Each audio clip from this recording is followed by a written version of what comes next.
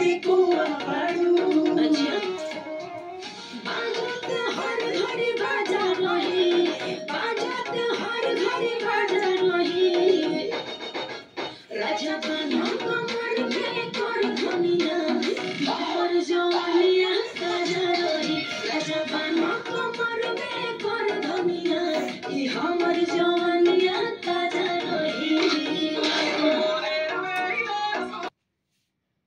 Hi guys, आप लोग कैसे हैं? मैं वीडियो बना चुकी हूँ। मेरा वीडियो कैसा लगा लाइक सब्सक्राइब कमेंट करके बताइएगा कि मेरा वीडियो कैसा लगा। बाय।